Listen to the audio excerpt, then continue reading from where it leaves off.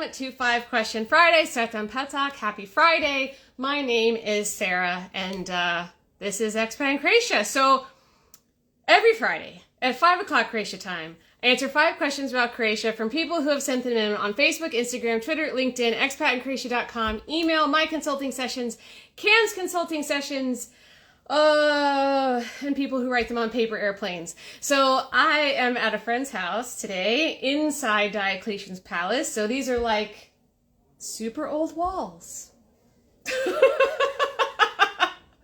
Yeah? Okay. Super old walls. And actually we're right near Piazza, in case anyone knows the layout of Split. So it's like right there. I love seeing new apartments in the palace. It's super neat for me. So I have loads to tell you before we get into the questions. Hi, everybody. Thanks so much for being here. We already have a question. Does Croatia, starting from next year, have a 3-year temporary residence permit? No. No, they don't. But if they did, we will tell you about it. Usually, in December is when they announce all of their law changes for the next year. It doesn't mean that they don't change the laws throughout the year. They do. But there's usually a big overhaul at the end of each year. And then they go into effect January 1st of the next year. So typically in December, they release what I like to refer to in my developer speak as a change log, where they say, these are the things we plan on doing, and then in January they go into effect. Although sometimes they don't go into the law will change for January 1st, but it takes time for the government to be able to train the ministries to apply the new law. So sometimes even though they technically go into effect on January 1st, they may not actually be practiced until February, March, etc. Great example. Great example.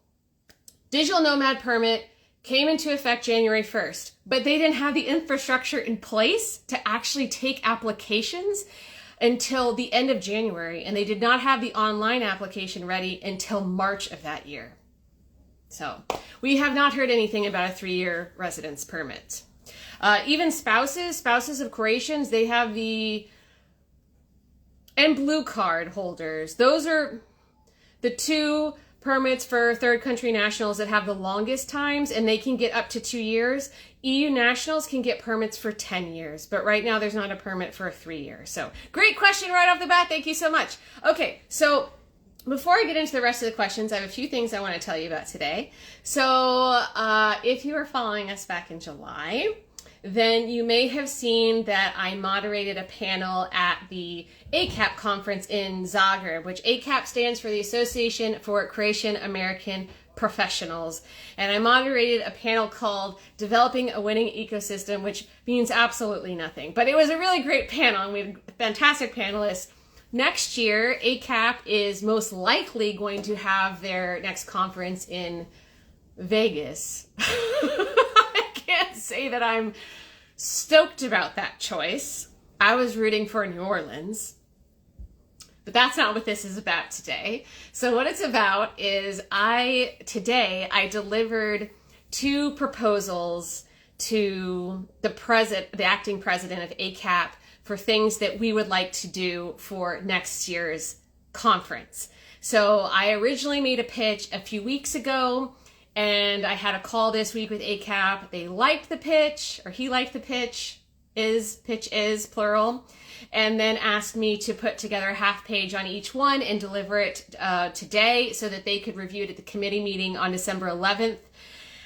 And I hope they like it. So keep your fingers crossed. So I presented a keynote, which is going to be focused on small-scale investment opportunities in post-industrial Croatia, because there are a lot of I'm so excited. I'm talking over myself. There are a lot of towns in Croatia that are post-industry. So after the war, their industry collapsed. Also, both wars. So World War II and also the Homeland War, their industries collapsed. And those towns have kind of been forgotten about to some extent. And so I want to highlight the opportunities that are in those areas, because I think most investments get directed toward the coast as well as Zagreb. And these are towns that could use some sunshine and investment, and small investments could go a really long way. Because I've noticed kind of what inspired me on this particular presentation was going to CSAC this year, which I've been talking about CSAC since I went to CSAC. That trip really left a very strong impression on myself as well as my colleague Maria. CSAC is about 50 kilometers from Zagreb. It was a very strong industry town, and it had 2 collapses, one after World War II and then one after the Homeland War. And there's a lot of things that are special about this town. So it's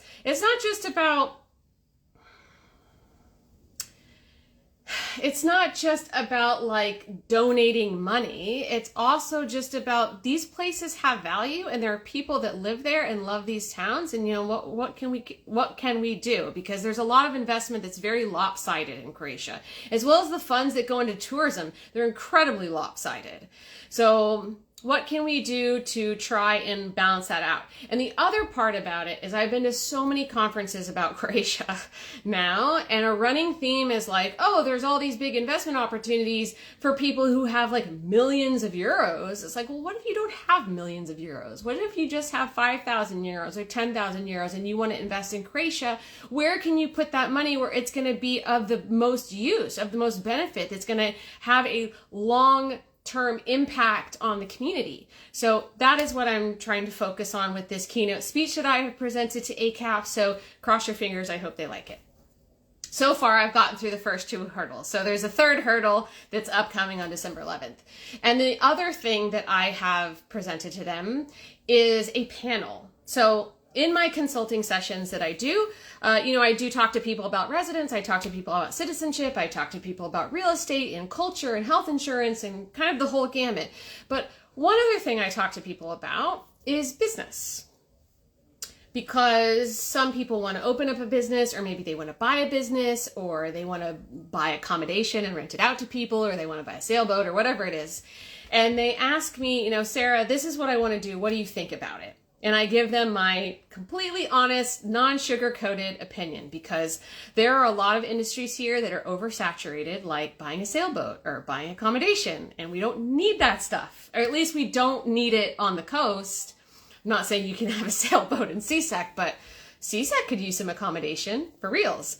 So I give people feedback on their business ideas, their investment ideas, to kind of point them in the right direction of what is needed in Croatia.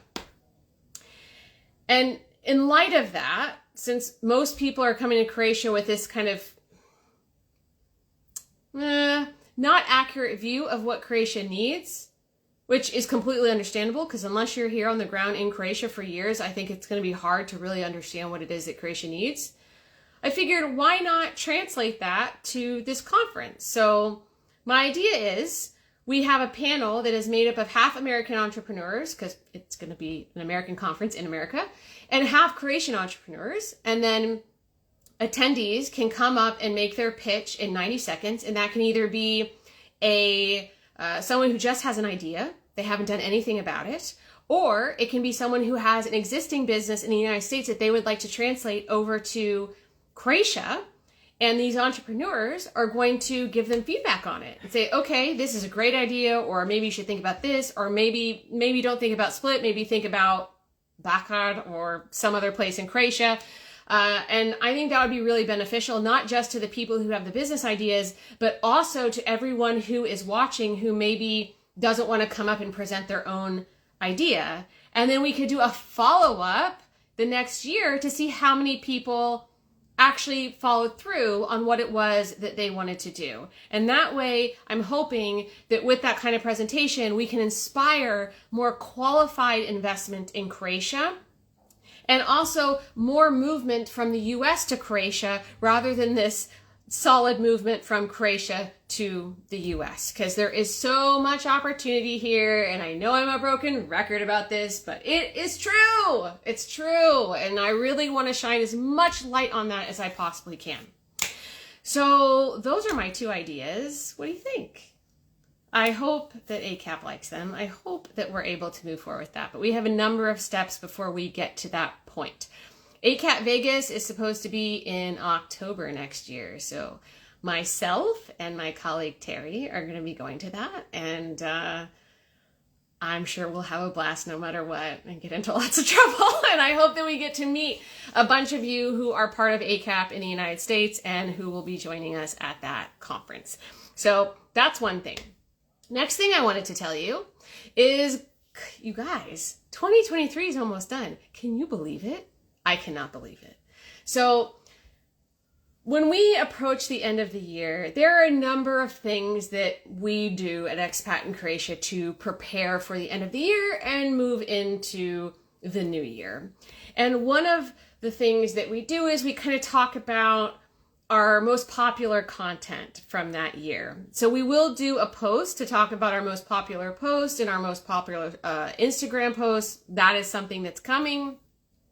Also, I usually do a post where I talk about like some highlights from the year, things that we're really proud of, which that's something I'm working on as well. But the thing I wanted to mention to you in particular, since this is 5 Question Friday and you guys are watching, which means you probably enjoy it, is on the 22nd and the 29th of December, yours truly is going to take a little bit of a break. So I hope that you've noticed that I've become very regular. I'm doing 5 Question Friday every Friday. But whenever I do 5 Question Friday, it takes work from me. It takes work from Cam, because throughout these episodes, I say, hey, if you want this post, send us a DM and we'll send it to you. That's Cam doing that.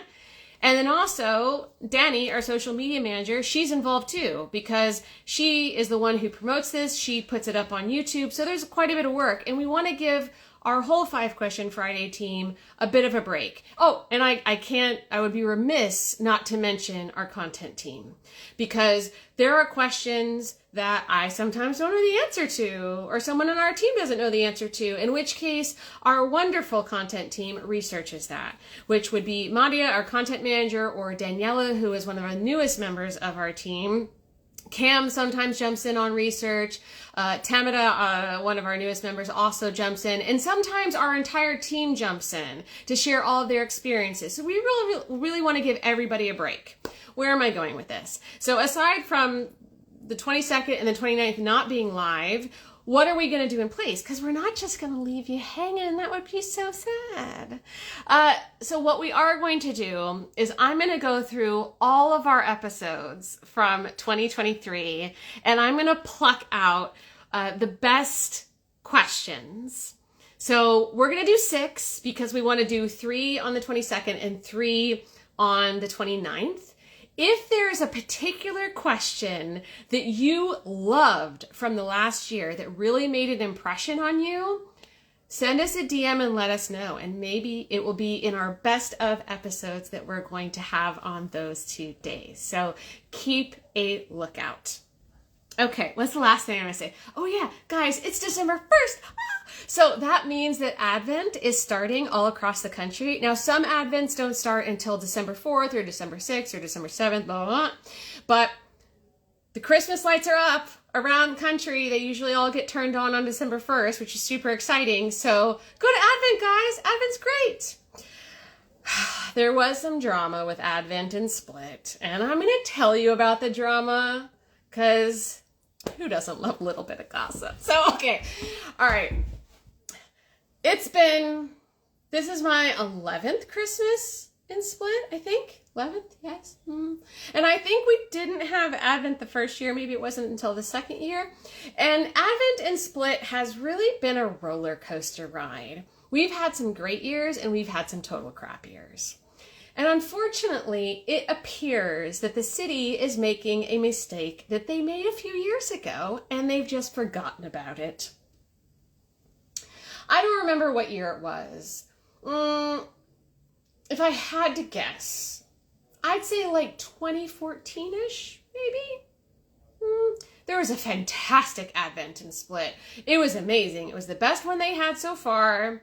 Really, really impressive. And then the next year, the city was like, oh, we had such a great Advent last year. Let's jack up the price for the people who rent the houses. I should probably set some context to anyone who's new to Advent. So Advent is a celebration that they do usually from the whole month of December plus the first week of January. It goes till Three Kings. Three Kings is a national holiday it's a religious holiday, but it's a national holiday that is on the 6th of January. So usually all the Christmas celebrations end on that day. That's when you're supposed to throw out your Christmas tree. So every city does things differently. Sometimes they have music performances, some have ice rinks. Split has an ice rink this year. Zagreb always has an ice rink. And then they have these things called kućice. Kućice means like little houses. So these little houses are typically rented out by sometimes restaurants or bars or just people who, I don't know, some kind of commercial entity. And they're often serve alcohol, and including like mulled wine, that's a big thing, or hot chocolate, and they sell food like sausages. I don't know. It depends. It all depends. But it's a really fun like outdoor party. Okay? So each entity that wants to have one of these little kućice, they have to pay the city some kind of amount just to rent it for those 6 weeks or 5 weeks or whatever it is. Okay? And the city is the one that decides what that cost is going to be. So way back when, 2015, I guess, when they're like, oh, it was so successful last year, let's jack up the price. I remember they jacked it up to like 30,000 kuna rent for 5 weeks, which was insane. And so a bunch of people backed out and they boycotted it, and then they went up to Zagreb instead. History has now repeated itself. So last year we had a really great Advent in Split. It was awesome. And I want to say that everyone's favorite was on Stari Platz. Stari Platz is the old football field. Before they built Poljud Stadium, they had Stari Platz, which literally means like old market, old field. I don't know. It depends on how you want to translate Platz. Anyways, they had a big stage. They had concerts there. They had lots of kućice. It was a beautiful, beautiful thing. Well, of course, because they had a successful year, they're like, oh, we're going to jack up the price this year. So what I heard is they were trying to charge 50,000 euros for a single house for 5 weeks. That is insanity. Absolute insanity. And then I heard that now they've reduced it down to 30,000 euros, but that is still an insane amount of money. That's just to have the house. That doesn't even include your cost to even operate and your supplies and all that kind of stuff. And God forbid, VAT, which is 25%. Well, I guess depends on what it is you're selling. It might be 10%, but that doesn't really matter, does it? Like, you have to think about how much you would actually have to sell to be able just to break even. So there's still a bit of a boycott, and so we're expecting a really kind of crappy year this year. From what I understand, they're not doing it on Stari Platz again this year, which would not surprise me because there's probably not enough people who are even want to rent the kućice to be able to justify that. So I don't know what it's going to look like. It's just such a bummer. I just wish we could learn from history. But you know what? This isn't just Split City's problem. This is the world's problem. We never learn from history, do we? And then we just are doomed to repeat it over and over and over again. But that doesn't mean that I'm going to boycott it. At my first opportunity, I'm going to go to Advent. I mean, who else is going? Me? I don't know. I did see the ice skating rink on Creativa. I mean, it's kind of crazy that we have an ice rink down here in Split. I went on the ice rink a couple of years ago, and it was like super slushy. It's just not cold enough. But right now, it's like a really kind of cold December, November. So maybe we can justify it. But when I walked by it today, it had a giant puddle in the middle of it. So we'll see how it goes. We'll see how it goes. That's it for my little intro thing. I have one more thing. I forgot.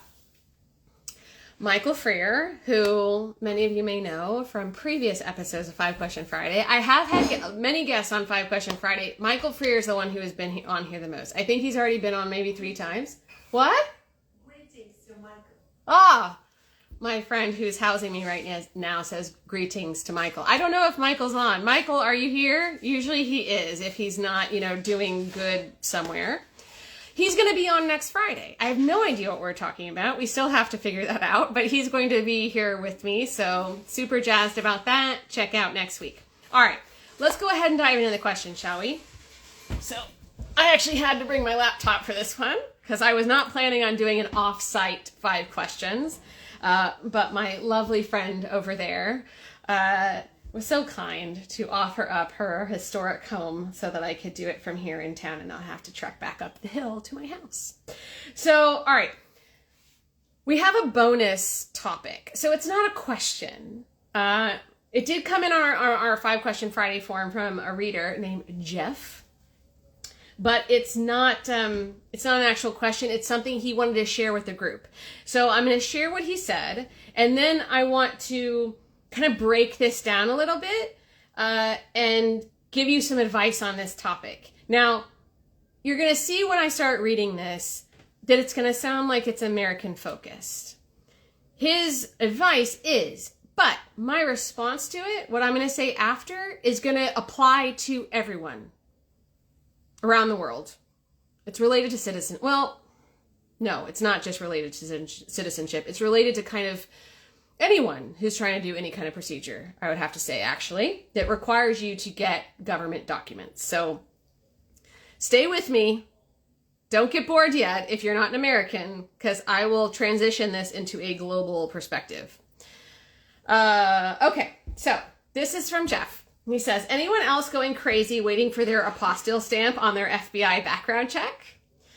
I feel your pain, Jeff. A little advice to share that I wish I would have had. Order your federal documents first, including the background check, and send for apostille stamp.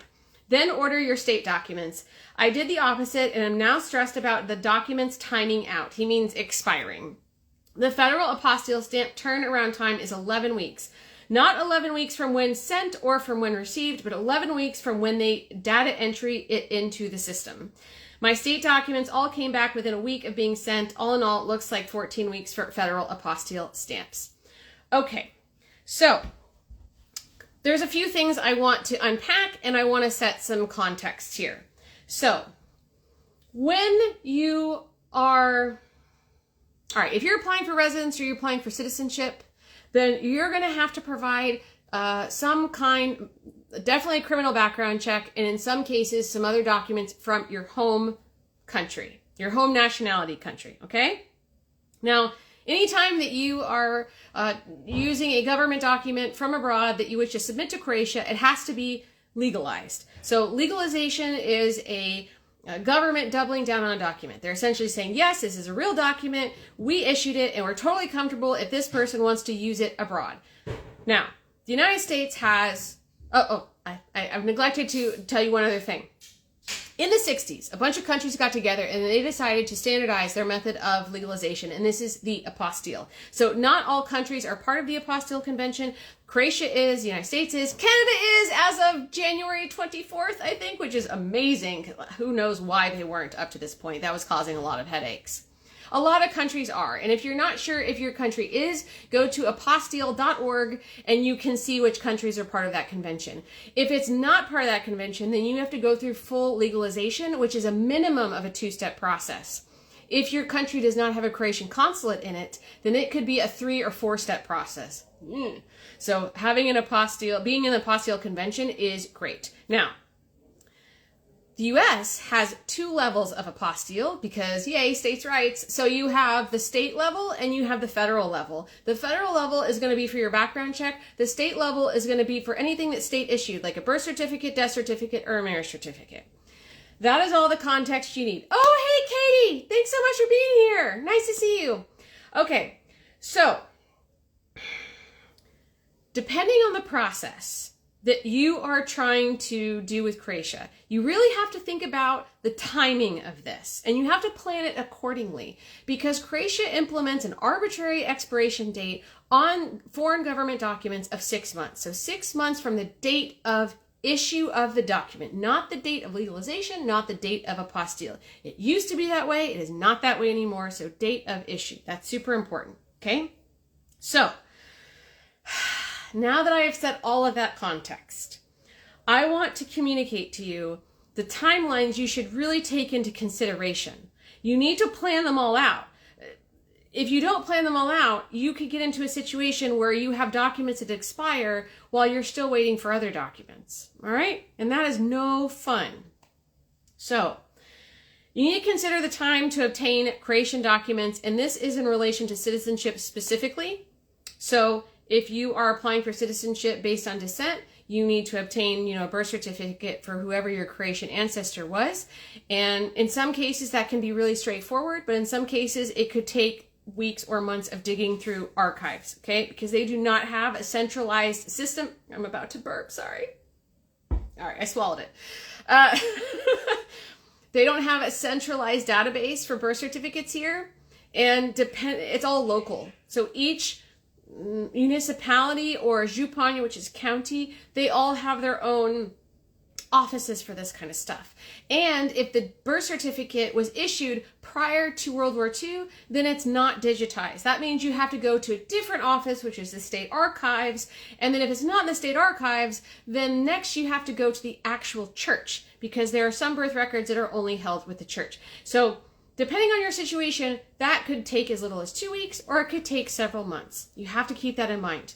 Then you have the timing for obtaining the documents from your home country. So background check, birth certificate, marriage certificate, death certificate, regardless of whether you're doing this for citizenship or residence, you have to think about what is their processing time just to issue those documents. Then you have to think about the processing time for the apostille or the legalization on top of that, okay? And that's going to vary. It's going to vary depending on the state entity and country to country, okay? Then you have to think about the timing for the consulate appointment. Now, this is particular to really citizenship for the most part. I mean, there's a kind of a entry visa situation. I'll talk about that separately. But let's say you want to apply for citizenship and your consulate does not have an appointment available until August 2024. Okay, well, it doesn't make sense for you to get documents right now, because they're going to expire before you even get to that appointment. So you really want to list out all of the documents you need, who you need to get them from, and what the processing times for each of those things are, so that you can really figure out, like, okay, am I doing this too early? Am I doing this too late? If it's related to residence, then you have to think about, okay, well, when is it going to be ready in relation to when I'm actually going to apply for residence? Because if you don't require a visa to enter Croatia, if you can be here visa free, I usually recommend that people wait till the end of their tourist stay to submit their residence application. So you also have to take that into consideration. If you require an entry visa, then you also have to take that into consideration as well, because when you are applying for residence permit abroad, which is required if you need a visa to enter Croatia, you also have to get a D visa after you're even approved for residence. So there's a lot of timelines here. I hope that I haven't made it sound too terribly complicated, but I'm trying to emphasize the importance of planning. And if you feel like this is too much for you to sort out, we can help you. Me and Cam. You can book a session with us and we'll walk you through the entire thing. It's a lot of moving pieces. But with proper preparation, you'll ace it. It's no problem. Okay, so if you're applying for citizenship, we have 1,000 million guides. That's an exaggeration, but you know what I mean. We have tons of guides on citizenship, like free ones that go over everything in detail, okay? If you're applying for residence, we have 1,000 guides and they go everything in detail. If you would like a lawyer who's going to help you with any of these processes, which especially for citizenship, we highly recommend. If you're doing residence and you're a family, highly recommend. If you have any kind of unorthodox situation, highly recommend. Or if you just don't want to be bothered, highly recommend. So if you are interested in any of those things, send us a DM and my darling Cam will reply to you and give you the guides or connect you to the lawyer, whatever it is that you need. So I really want to thank Jeff for taking the time to send us this and giving us the opportunity to kind of share all of this additional information in one little neat packet, because I think it's definitely of value. The last thing I want to say about this is in terms of, and this is an American thing, getting the apostille from the Department of State for your criminal background check from the FBI, which they call an identity history summary. They always put the processing time on their website. They're pretty good about updating that. So right now, based on what he's sharing, it is about 11 weeks, and yes, from the time that they log it in. And they'll tell you if you call them like how behind they are. I would definitely pad it out with about 2 to 3 weeks on top of that processing time, which matches what Jeff's experience was. but they're pretty good about that. But the time has fluctuated. I've seen it as low as 8 weeks, and I've seen it as high as 18 weeks. The 18 weeks was during COVID because their offices were closed. So that's important to keep in mind. Last piece of advice. I know I keep saying last piece of advice, but I just keep thinking of things. Don't use a private company ever, if you can avoid it. I mean, I can't speak for all countries, but honestly, private companies are usually charging you an arm and a leg and your firstborn to do something that would cost a fraction of that if you just went directly to the government. And when it comes to the apostille, there are all these companies for the US that claim they can expedite it. They cannot, because since COVID, they closed down the desk, and that's how they were expediting it, because someone would physically go into the office on your behalf and get it processed. They can't do that anymore. So their processing times are the same as if you went directly to the government, only they charge you like $300 to do it. So like, why? It's $20 if you go directly to the government. So you don't necessarily need to go through a private company. It's depending on what country it is, it's usually a pretty streamlined process to get apostilles, or legalization is a little bit of a different beast. I just threw a lot of stuff at you guys. Was it too much? I hope not. You know how I love tangents. Okay, I think I saw a question, so let me scroll back up. HTTPMCA. Hi. My question is, can I re-enter Croatia with a residence card? I'm already in Croatia and obtain my residence ID card. Yeah, absolutely. That's its purpose. So most definitely. Oh, that reminds me of a complexity we have with a client this week. So this person requires a visa to enter Croatia. They applied for residence, and I think from within Croatia, actually. You know what? It really doesn't matter. And they were approved while they were abroad. And then they tried to come back to Croatia, and the airline would not let them on the plane because they had no proof that they were in process, that they had been approved, and that created an issue. We had to send them to one of our lawyers. If you travel outside Croatia while your application is in process, you must absolutely do not pass go, do not collect $200. Like, you have to get documentation from UP that shows your application is in process. Because if you do not, there's a chance that when you try to come back into Croatia, you will be rejected. Because if they see that you've been in Croatia or even Schengen for more than 90 days in a 180-day period, they're going to be like, we have no record that you're in process. We're not going to let you in. And I've seen some really unfortunate situations. So make sure you have your documentation. That's important. Although it is recommended that you do not travel if your application is in process, but that's a whole nother can of worms. And if I open that can, we're going to be here for 5 more days.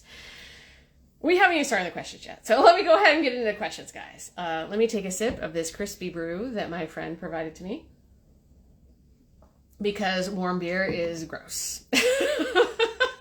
She says, all right. All right, this first question comes from Tony through the 5 Question Friday forum. I'm a third country national applying for a work permit through my obrt. I reside here temporarily. Am I obligated to employ EU nationals after 6 months? Are the obrt rules different for non-EU citizens? First, I want to tell you what an obrt is if you don't know what an obrt is. So Croatia has several different kinds of business structures, and obrt is one of them. And obrt, it literally means craft. So it's kind of like a trade business. It's also, you could also call it a sole proprietorship, because your identification number, your tax ID number for the obrt is the same as you as an individual, which means you have personal liability for the business. In most cases, it is a single human business. And not all, but most. And very often they come with some kind of specific license. So like a tour guide or a hairstylist, or I've seen cafe bars use it. I'm trying to think of some other examples. Maybe like a real estate agent, stuff like that. Oberts are great because they have a low cost to operate. They're really easy to create. And they have a lot less oversight than opening up something like an LLC, for example. Now, first, there's 2 questions here. Am I obligated to employ EU nationals after 6 months? No, and that's not a thing. That's not a thing for like any of the business structures. So let's just set that aside.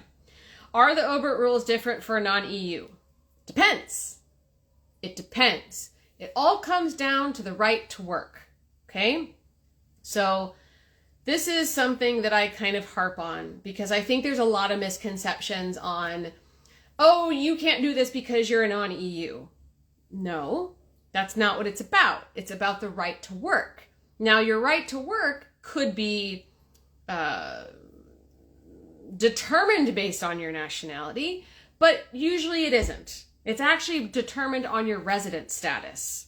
Like, your right to work is granted to you as a Croatian citizen, as an EU citizen. But as a non-EU citizen, your right to work is dependent on your resident status. On what basis you have residence? Let me give you a few examples. If you are the spouse of a Croatian citizen or an EU citizen, you have the right to work freely. If you are the spouse of a blue card holder, you have the right to work freely. If you have a work permit, you are only allowed to work for the company for which you have the work permit. So you couldn't go and open up your own company. You don't have the right to work freely. You only have the right to work for one company. If you are a digital nomad, you only have the right to work for a company registered abroad. Okay? If you are on family reunification with someone who has a standard work and residence permit, you do not have the right to work. If you have a residence permit based on other purposes like prepayment of rent, language study, ownership of property, you do not have the right to work. Okay? So, in terms of this person, Tony, I cannot speak to this because I don't know if you have the right to work or not. So that's why I want to speak generally about this. If you have the right to work, you can open up an obrt, you can operate it, you are not required to do anything super special. It would be, for the most part, no different than if you were a Croatian citizen or the spouse of a Croatian citizen. But here, okay, you said, I'm a third country national applying for a work permit through my obrt. Okay, that's the piece of information that is really important. If you are trying to get a work permit, which a work permit is the right to work plus your ability to stay in Croatia, okay? If you're trying to get that through your obrt, that is a different kettle of fish, all right? So in this case, what you have to do is you have to hire 3 full-time Croatians and you have to invest 40,000 euros into the obrt, which I've never seen anyone do, ever. I have seen 3 companies down here in Dalmatia do this, but 2 of them are restaurants, and so they could justify that amount of labor, although it's still been like a noose around their necks the whole time. And then 1 other that was in the sailing industry. And it's been tough for all of them. So to get a work permit through an obrt is no different than trying to get a work permit through a DOO or JDOO, which are LLCs. You still have to abide by those obligations. The 3 full-time Croatians, and I mean forever, 3 full-time Croatians until you get the right to work freely, which to get the right to work freely as a third country national who is not married to an EU citizen, who is not married to a Croatian citizen, who's not on family reunification with a blue card holder, your only other option is to get long-term residence. I have long-term residence. I'm able to work freely because of that long-term residence. But it's very hard to get long-term residence. I slipped through the cracks. What else do I want to say about that? No, I think I covered it. We do have a few guides. We have how to open an obrt. We have types of obrt, which is vital if you're planning to open an obrt. We also have guides on all the other type of business structures, and we have a guide on how to get residence through opening up a business. So if you would like any of those things, send us a DM and Cam will shoot that over to you. So we've got a question from Waterview Apartments, Mimice. Oh, I love Mimice. It's beautiful down there. I have an accommodation business as a non-EU without a problem, and the building, it is in our house. We came under family reunification. Well, family reunification under what kind of permit though? Like with what? Like family reunification with a Croatian citizen, with an EU citizen, with a blue card person. I'd have to better understand like what the residence permit is that you have. So if you are the spouse of if you have the right to work because of whoever it is that you're married to, then on your permit in Croatian, it'll say work without work and stay, essentially. That's why. So if you have a residence permit based on being an EU national, then you have the right to work freely. So that's why you're able to do that without having to have any additional requirements. Okay, that's it for our first question. Oh my gosh, it's already been like 45 minutes. This is going to be a hefty one today, guys. All right. So next question is from Andrea here on Instagram. Just got to Croatia about a month and a half ago and started following your account. It's so helpful. I'm so glad to hear this. Thank you so much, Andrea. We are more than thrilled to have you here. Okay. Where do you get American or English books? I want to get a few for the holidays, but see $50 shipping on Amazon. Oh, I was so excited to see this question. No one's ever asked this before. This is super easy. So I'm going to give you a list of the places where you can buy English books online. Ooh, it's starting to get pretty toasty in here. And in case you don't furiously write this down, I am going to tag all of them, all of their Instagram handles in the caption of this, so that way you can go back and reference it later. So be sure to bookmark this episode once I post the replay. First, Amazon Germany. Amazon Germany has a lot of books, although I do consider their shipping to be a little out of hand, but not as bad as buying from Amazon US. Now, I have been told that Amazon France has cheaper shipping than Amazon Germany. Amazon Germany does have an English version. Amazon France, I don't believe does, but if you're using Chrome, you could translate it into English to be able to find stuff. That's not my preferred one for books though, but I did want to mention it, okay? If you're used to the Amazon interface. Next is Kenny's in Ireland, Kenny's Bookshop. And then I'm going to switch into like Croatian options. So my favorite is libristo.hr.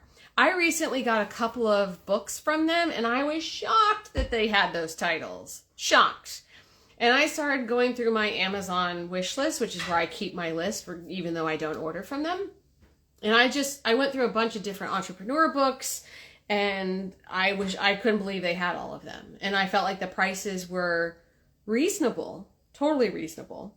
Then there's profilklet.hr. There's Profil Kniga. There's also Znanje. I don't say that very well. Znanje. Is that okay? Yes. Oh, okay. I got her approval.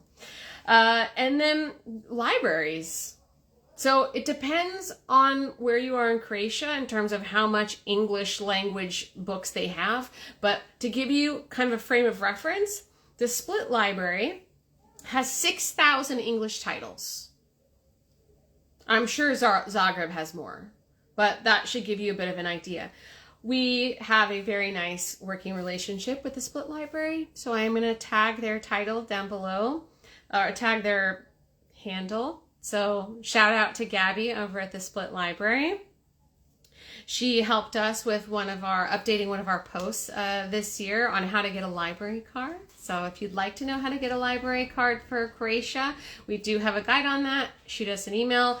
And the last thing I want to say about this is if you are in the Split area, I moderate a book club once a month. We do not have assignments because who likes homework? Not me. Not me. So we don't have assignments. We just talk about what it is that we're reading. It is on the second Wednesday of the month. If you would like to be a part of my book club, send a DM and Cam will shoot you over the Facebook group where you can go and join there. Thank you so much, Andrea, for asking that question. Okay, next, this comes from Fabio on our 5 Question Friday forum. Can third country nationals on family reunification work for an EU company remotely?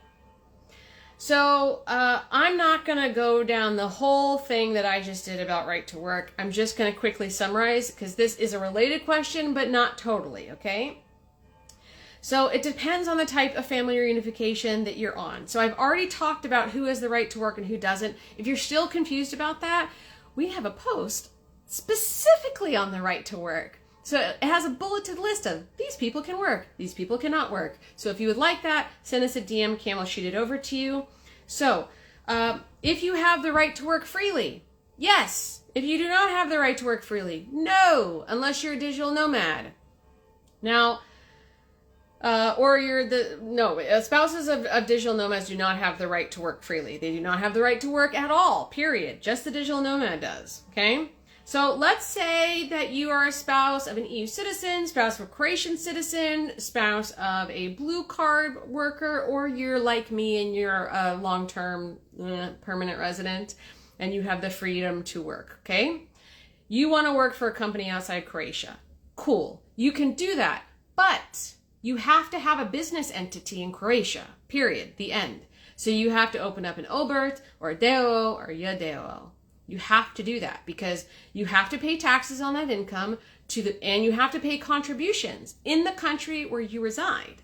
And to do those things, you need to have some type of entity to funnel it through. Now, something that you have to keep in mind about obrt is oberts, you're not supposed to have a single client because it's considered hidden employment. And they did crack down on this last year. So if you are going to be taking in income working in Croatia in this kind of scenario where you're working for an EU company abroad and you are not a digital nomad, you need to consider your tax situation. I highly recommend you speak to a tax advisor. If you would like to speak to a tax advisor, we can put you in touch with a vetted one who can explain to you the most effective and favorable tax structure for you in your particular situation. But don't take this lightly and don't evade taxes. Okay? All right. So next, this comes from Haley on our 5-Question Friday forum. How does going to the eye doctor and getting a prescription for glasses, contact lenses work in Croatia? Is it covered by the state insurance or is it private only? Do you need a referral or are there walk-in places? I couldn't find any information about this on your site, so any information on the process cost would be great. Thank you. Yes, we don't have a post on this yet. We really should. And so we're going to use this research that our newest team member, Daniela, did for us. So thank you. Shout out to Daniela for doing some awesome research. And Cam also helped as well. She has glasses, and I had asked her to kind of throw in some experience there. So if you need an eye exam in Croatia, you must get a referral. A referral here is called an uputnica.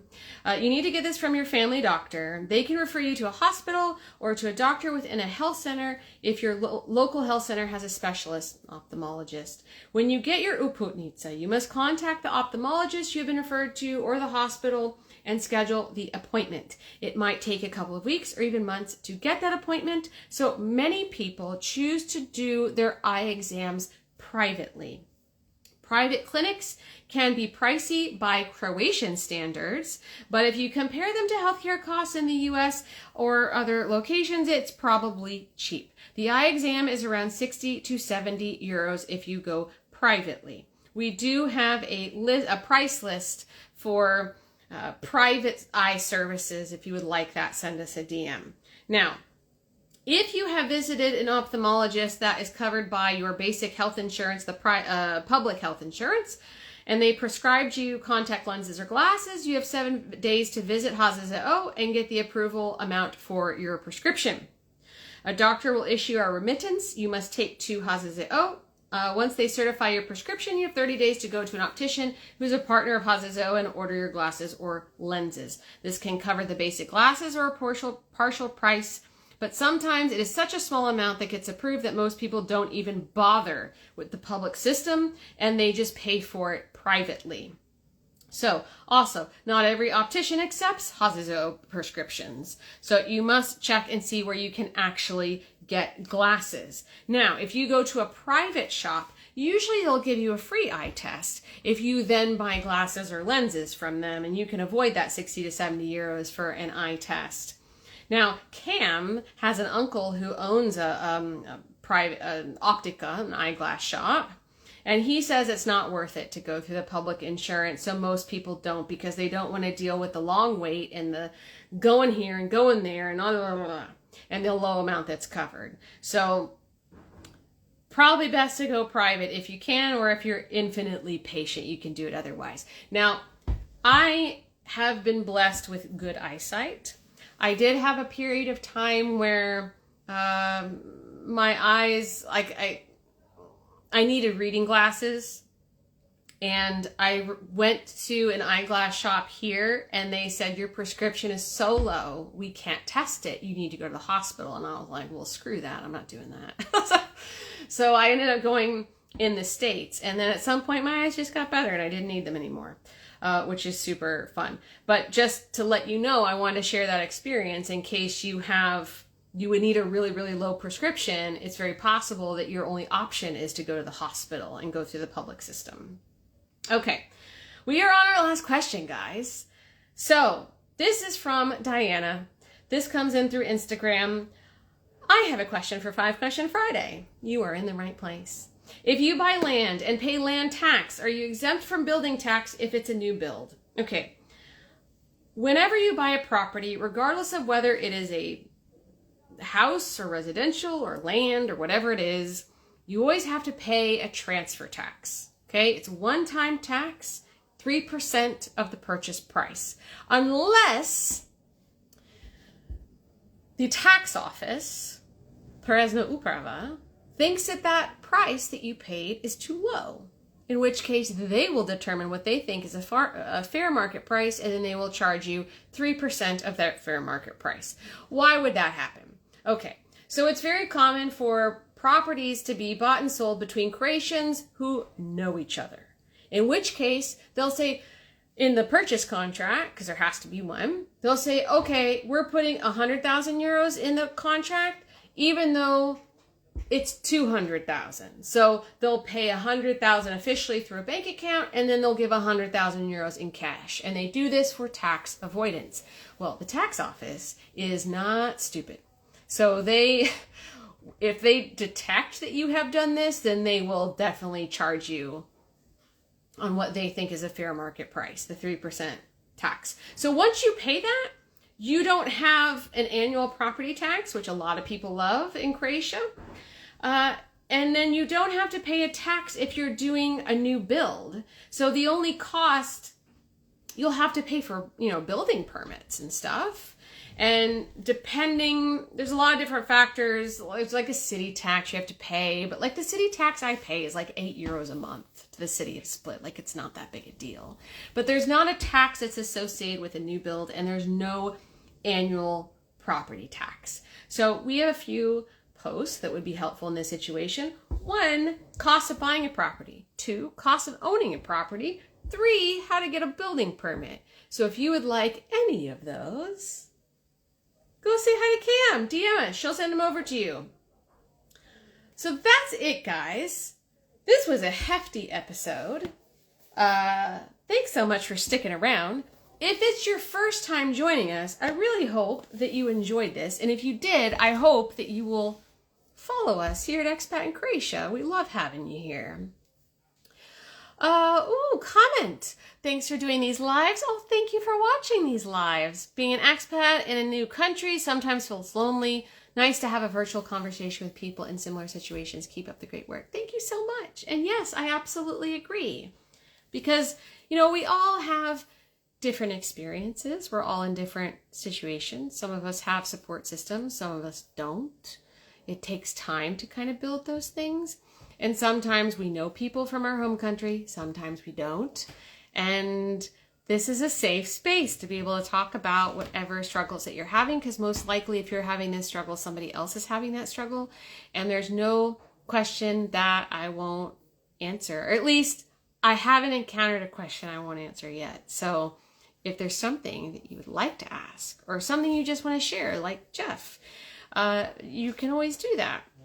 There are lots of ways that you can get questions or comments to us. You can make comments on this once I post the replay. You can send us a DM. We've got the 5 Question Friday form on the website. You can reply to our newsletter, which, by the way, if you are not already subscribed to our newsletter, what the heck? Join the 9,000 people who subscribe to our newsletter. So we send it out on Tuesdays. It's really easy to sign up. It's super easy to unsubscribe if you don't want to get it anymore. There's a link all the way at the bottom to unsubscribe. But it includes a wrap-up of our new posts, so you never miss any of that content. We have a photo of the week, which you can actually submit your own photos of Croatia if you'd like to.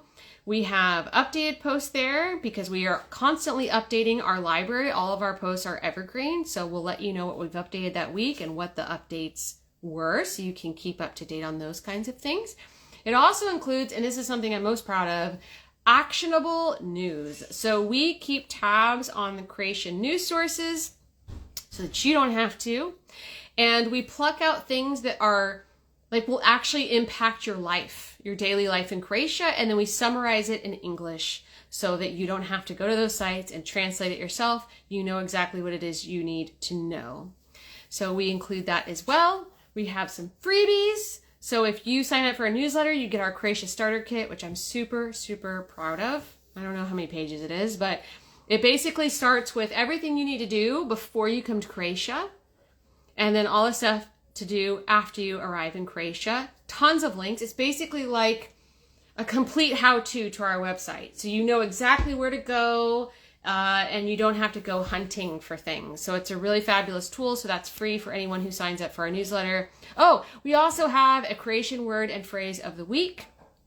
That is on our homepage of the website, but the thing that the people in the newsletter get that nobody else gets is Maria, our content manager, who is from Hrvatsko Zagorje. She actually speaks the word and phrase every week so that you can hear it.